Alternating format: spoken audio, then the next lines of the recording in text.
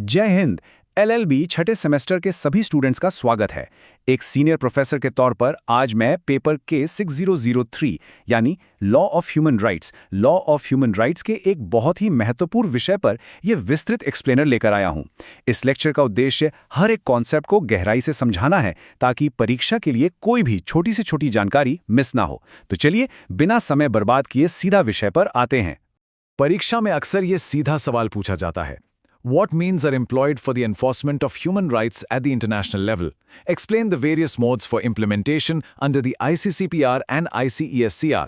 और अगर इसे हिंदी में पढ़ें तो अंतर्राष्ट्रीय स्तर पर मानव अधिकारों को लागू करने के लिए किन-किन साधनों का प्रयोग किया जाता है। सिविल और राजनीतिक अधिकार प्रसंविधा एवं आर्थिक, सामाजिक और सांस्कृतिक अधिकारों की प्रसंविधा के अंतर्गत मानव अधिकारों को लागू करने के विभिन्न ढंगों का वर्णन कीजिए। ये एक बेहद अहम प्रश्न है और आज हम इसका पूरा, सटीक और एकदम विस्तृत उत्तर तैयार करेंगे। अपने उत्तर की शुरुआत में हमें ये समझना होगा कि इस पूरे सिस्टम का विकास कैसे हुआ। देखिए, संयुक्त राष्ट्र चार्टर यूएन चार्टर पहला ऐसा दस्तावेज था जिसने मानव अधिकारों की बात की। इसके बाद 1948 में मानव अधिकारों की सार्वभौम घोषणा यानी यूडीएचआर अस्तित्व में आई। लेकिन यहां ध्यान देने वाली बात यह है कि यूडीएचआर के पास केवल एक नैतिक बल मॉरल फोर्स था। इसके पास कोई कानूनी या बाध्यकारी बल बाइंडिंग फोर्स नहीं था। इसी कमी को दूर करने के लिए अंतर्राष्ट्रीय समुदाय ने 1976 में दो अलग-अलग कानूनी रूप से बाध्यकारी प्रसंविधाएं यानी कोवेनेंस लागू की। 3 जनवरी 1976 को आर्थिक, सामाजिक और सांस्कृतिक अधिकारों की प्रसंविधा ICSCR लागू हुई और 23 मार्च 1976 को सिविल और राजनीतिक अधिकारों की प्रसंविधा ICPCR लागू हुई। इन दोनों में ही अधिकारों को लागू करने यानी इम्प्लीमेंटेशन के अलग-अलग तरीके दिए गए हैं। तो सबसे पहले हम बात करेंगे सिविल और राजनीतिक अधिकारों की प्रसंविधा यानी ICCPR की। इस प्रसंविधा के अंतर्गत अधिकारों को लागू करने के लिए मुख्य रूप से 3 माध्यमों का प्रयोग किया जाता है। पहला, मानव अधिकार समिति ह्यूमन राइट्स कमिटी। दूसरा, आवधिक रिपोर्ट पीरियोडिकल रिपोर्ट्स। और तीसरा है सुलह प्रक्रिया कंसिलिएशन प्रोसीजर। इस पूरी व्यवस्था में जो सबसे केंद्रीय और प्रमुख भूमिका है वो मानव अधिकार समिति की होती है। अब सवाल उठता है कि ये मानव अधिकार समिति है क्या? इसे ध्यान से समझना बहुत महत्वपूर्ण है। इस समिति में 18 सदस्य होते हैं। ये कोई साधारण सदस्य नहीं होते, बल्कि उच्च नैतिक चरित्र वाले और मानव अधिकारों के क्षेत्र में जाने माने विशेषज्ञ होते हैं। इनका चुनाव राज्य पक्षकारों द्वारा गुप्त मतदान सीक्रेट बैलेट के जरिए किया जाता है। समिति का कार्यकाल 4 वर्ष का होता है और ये सदस्य दोबारा भी चुने जा सकते हैं। एक और कानूनी बारीकी याद रखिएगा, समिति की कोई भी कार्यवाही शुरू करने के लिए कम से कम 12 सदस्यों का उपस्थित होना अनिवार्य है, जिसे हम कानूनी भाषा में गणपूर्ति या कोरम कहते हैं। अब ये मानव अधिकार समिति अपने कार्यान्वयन के उपायों का निष्पादन 4 विशिष्ट तरीकों से करती है। ये 4 तरीके हैं: रिपोर्टिंग प्रणाली, अंतर्राज्यीय संसूचना प्रणाली, सुलह प्रक्रिया और व्यक्ति संसूचना प्रणाली। लॉ स्टूडेंट्स के तौर पर आप सभी को इन चारों की परिभाषा और पूरी प्रक्रिया बिल्कुल स्पष्ट होनी चाहिए। तो चलिए एक एक करके इनकी गहराई में चलते हैं और हर एक परिभाषा को विस्तार से समझते हैं। कोई भी पॉइंट छूटना नहीं चाहिए। पहला तरीका है रिपोर्टिंग प्रक्रिया, जिसका वर्णन अनुच्छेद 40 क्लॉज 1 आर्टिकल 41 में किया गया है। ये राज्यों के लिए कोई ऐच्छिक काम नहीं है कि मन किया तो कर दिया। ये उनकी कानूनी बाध्यता ऑब्लिगेशन है। प्रसंविधा लागू होने के 1 वर्ष के भीतर और उसके बाद जब भी समिति अनुरोध करे, राज्य पक्षकारों को अपनी रिपोर्ट अनिवार्य रूप से भेजनी होती है। इस रिपोर्ट में उन्हें विस्तार से ये बताना होता है कि उन्होंने इन अधिकारों को अपने देश में प्रभावी बनाने के लिए क्या-क्या उपाय किए हैं और क्या प्रगति हुई है। इस रिपोर्टिंग का फ्लो कैसे काम करता है, इसे समझिए। सबसे पहले राज्य अपनी रिपोर्ट संयुक्त राष्ट्र महासचिव यूएन सेक्रेटरी जनरल को भेजता है। महासचिव फिर इसे मानव अधिकार समिति HRC को भेजते हैं। यहां अनुच्छेद 40 क्लॉज 2 आर्टिकल 42 का जिक्र करना जरूरी है, जिसके अनुसार राज्यों को पूरी ईमानदारी से उन कठिनाइयों को भी बताना होता है जो अधिकारों को लागू करने में उनके सामने आ रही हैं। समिति इन रिपोर्ट्स का बहुत ही गहरा अध्ययन करती है और अपनी सामान्य टिप्पणियां, जनरल कमेंट्स वापस राज्यों को और साथ ही संयुक्त राष्ट्र की आर्थिक तथा सामाजिक परिषद इकोसॉक को भेज देती है। दूसरा महत्वपूर्ण तरीका है अंतर्राज्यिक संसूचना प्रणाली, इंटरस्टेट कम्युनिकेशन सिस्टम, जो अनुच्छेद 41 में दी गई है। ये एक स्वैच्छिक वॉलंटरी प्रक्रिया है। अगर एक राज्य को ये लगता है कि दूसरा राज्य मानव अधिकारों का उल्लंघन कर रहा है, तो वो इसकी आधिकारिक शिकायत कर सकता है। लेकिन ध्यान रहे, समिति यह शिकायत तभी सुनेगी जब दोनों राज्यों ने पहले से ही एक घोषणा, डिक्लेरेशन करके समिति की इस अधिकारिता को मान्यता दी हो। अगर मान्यता नहीं दी है तो समिति इस मामले को नहीं सुन सकती। इस अंतर्राज्यिक प्रक्रिया की एक बहुत ही सख्त कानूनी समय सीमा है, जिसे परीक्षा के दृष्टिकोण से याद रखना बहुत आवश्यक है। सबसे पहले, शिकायत करने वाला राज्य आरोपी राज्य को लिखित सूचना देता है। सूचना मिलने के 3 महीने के भीतर आरोपी राज्य को अपना लिखित स्पष्टीकरण देना होता है। इसके बाद दोनों राज्यों को आपस में यह मामला सुलझाने के लिए 6 महीने का समय दिया जाता है। अगर इन 6 महीनों में कोई संतुष्टिपूर्ण समाधान नहीं निकलता है, तब जाकर कोई भी पक्षकार इस मामले को आधिकारिक तौर पर मानवाधिकार समिति HRC को सौंप सकता है। यहां अंतर्राष्ट्रीय कानून का एक बहुत ही बड़ा और अहम सिद्धांत लागू होता है, घरेलू उपचारों का निःशेषण, यानी एग्जॉस्शन ऑफ डोमेस्टिक रेमेडीज। इसका मतलब यह है कि समिति किसी भी मामले पर तब तक विचार नहीं करेगी जब तक कि उस देश के भीतर मौजूद सभी कानूनी रास्तों, जैसे कि वहां के स्थानीय न्यायालयों का पूरी तरह से इस्तेमाल ना कर लिया गया हो। हाँ, अगर घरेलू न्यायालयों में मामला बिना किसी कारण के बहुत लंबे समय से लंबित यानी पेंडिंग है, तो ये नियम लागू नहीं होगा। ये सब चेक करने के बाद समिति 12 महीने के भीतर अपनी रिपोर्ट देती है कि मामले का समाधान हुआ या नहीं। मान लीजिए अंतर्राज्यिक शिकायत से भी बात नहीं बनती, तब अनुच्छेद 42 के तहत तीसरी प्रक्रिया सामने आती है, सुलह प्रक्रिया, कॉन्सिलिएशन प्रोसीजर। अब समिति एक मैत्रीपूर्ण समाधान, फ्रेंडली सेटलमेंट निकालने के लिए एक तदर्थ सुलह आयोग, एड हॉक कॉन्सिलिएशन कमीशन का गठन करती है। लेकिन इस आयोग के गठन के लिए एक बहुत बड़ी शर्त है, और वो ये है कि दोनों संबंधित राज्यों की पूर्व सम्मति, प्रायर कंसेंट होना अनिवार्य है। बिना राज्यों की मर्जी के ये आयोग नहीं बन सकता। इस सुलह आयोग के गठन की बात करें तो इसमें 5 सदस्य होते हैं।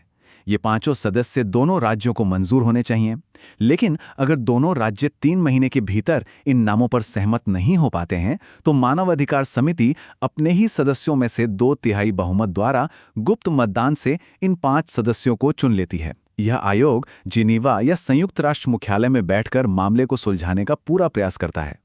अब बारी आती है चौथी और सबसे ऐतिहासिक प्रक्रिया की, जिसे हम कहते हैं व्यक्ति संसूचना प्रणाली, इंडिविजुअल कम्युनिकेशंस। इसे प्रसंविदा के प्रथम वैकल्पिक प्रोटोकॉल के जरिए जोड़ा गया था। पहले क्या था कि केवल राज्य ही राज्य की शिकायत कर सकते थे, लेकिन इस प्रोटोकॉल ने व्यक्तियों को यह कानूनी प्रास्थिति दी कि अगर कोई राज्य उनके मानव अधिकारों का उल्लंघन करता है, तो एक आम नागरिक भी अंतर्राष्ट्रीय मंच पर सीधे उस राज्य के खिलाफ अपनी शिकायत दर्ज कर सकता है। यह अंतर्राष्ट्रीय कानून में एक बहुत बड़ा बदलाव था। लेकिन इसका मतलब ये नहीं है कि कोई भी व्यक्ति कभी भी सीधे उठकर शिकायत कर दे। समिति ने इसके लिए कुछ सख्त शर्तें लगाई हैं। पहली बात, शिकायत गुमनाम यानी अनोनिमस नहीं हो सकती। आपको अपनी पहचान बतानी होगी। दूसरा, यह इस अधिकार का दुरुपयोग नहीं होना चाहिए। तीसरा, वह मामला किसी अन्य अंतर्राष्ट्रीय मंच पर जांच के अधीन लंबित नहीं होना चाहिए। और सबसे महत्वपूर्ण शर्त वही है, घरेलू उपचारों का निःशेषण। व्यक्ति ने अपने देश के सुप्रीम कोर्ट या हाई कोर्ट जैसे सभी रास्तों का पूरी तरह से इस्तेमाल कर लिया हो, तभी समिति अपनी गुप्त बैठकों में इन शिकायतों पर विचार करेगी। अगर समिति व्यक्ति की शिकायत को विचारणीय मान लेती है, तो वह सबसे पहले आरोपी राज्य का ध्यान इस ओर आकर्षित करती है। राज्य से ये अपेक्षा की जाती है कि वो 6 महीने के भीतर अपना लिखित स्पष्टीकरण समिति को सौंपे। इसके बाद समिति उस व्यक्ति और राज्य दोनों द्वारा दी गई जानकारी का गहन अध्ययन करती है, और इस पूरे अध्ययन के बाद समिति अपने विचार यानी व्यूज संबंधित राज्य और उस शिकायतकर्ता व्यक्ति को भेज देती है। यहाँ एक बहुत ही बारीक लेकिन महत्वपूर्ण कानूनी बिंदु है, जिसे आपको अपनी उत्तर पुस्तिका में जरूर शामिल करना चाहिए। ध्यान दीजिए, समिति कोई निर्णय या जजमेंट नहीं सुनाती है। प्रोटोकॉल में जो शब्द इस्तेमाल हुआ है वो है विचार, व्यूज। यहां तक कि सिफारिश, रेकमेंडेशन शब्द का भी प्रयोग नहीं किया गया है। इसका सीधा सा मतलब है कि समिति के विचार राज्य पर कानूनी रूप से बाध्यकारी, बाइंडिंग नहीं है। तो फिर इसका फायदा क्या है? इसका सबसे बड़ा फायदा यह है कि समिति इन विचारों को अपनी वार्षिक रिपोर्ट में छापती है। इससे अंतर्राष्ट्रीय समुदाय के सामने उस अपचारी राज्य की पोल खुल जाती है। एक मजबूत अंतर्राष्ट्रीय लोकमत पब्लिक ओपिनियन बनता है और दुनिया की नज़रों में उस राज्य की छवि खराब होती है। यही इसका सबसे शक्तिशाली प्रभाव है। इससे पहले कि हम इस एक्सप्लेनर के अगले महत्वपूर्ण भाग यानी आर्थिक, सामाजिक और सांस्कृतिक अधिकारों की प्रसंविदा ICSCR की ओर बढ़ें, अगर ये डिटेल ओरिएंटेड लेक्चर आपकी परीक्षा की तैयारी में मदद कर रहा है तो कृपया इस एक्सप्लेनर को लाइक करें और हमारे चैनल को सब्सक्राइब करें। आपका ये समर्थन हमें भविष्य में ऐसे ही इन डेप्थ लीगल लेक्चर्स बनाने के लिए बहुत प्रेरित करता है। चलिए अब दोनों कॉवेनेंट्स की तुलना करते हैं। अभी हमने विस्तार से देखा कि सिविल और राजनीतिक अधिकार ICCR को लागू करने के लिए 4 मजबूत तंत्र थे। लेकिन जब हम आर्थिक, सामाजिक और सांस्कृतिक अधिकारों की प्रसंविधा ICSCR की बात करते हैं तो इसमें अधिकारों का संरक्षण करने के लिए केवल और केवल एक ही तंत्र दिया गया है और वो है रिपोर्टिंग प्रणाली, रिपोर्टिंग सिस्टम। इसमें अंतर्राज्यिक या व्यक्ति संसूचना जैसी कोई अन्य व्यवस्था नहीं है। ICSCR के अनुच्छेद 16 से 23 तक केवल और केवल रिपोर्टिंग प्रणाली का उपबंध किया गया है। ऐसा क्यों है? इसके पीछे एक बहुत बड़ा व्यवहारिक कारण है। आर्थिक और सामाजिक अधिकार जैसे कि काम का अधिकार, स्वास्थ्य का अधिकार या शिक्षा का अधिकार, इन्हें कोई भी देश रातों रात लागू नहीं कर सकता। यह पूरी तरह से उस राज्य की आर्थिक प्रगति और उसके पास उपलब्ध संसाधनों, रिसोर्सेस पर निर्भर करता है। इसलिए अंतर्राष्ट्रीय समुदाय सजा देने के बजाय सिर्फ ये मॉनिटर करता है कि राज्य इन अधिकारों को प्राप्त करने की दिशा में निरंतर प्रगति कर रहा है या नहीं। इस प्रसंविधा के तहत रिपोर्टिंग का फ्लो थोड़ा अलग तरीके से काम करता है।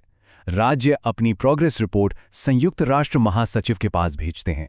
महासचिव इन रिपोर्टों को आर्थिक और सामाजिक परिषद इकोसॉक के पास विचार के लिए भेजते हैं।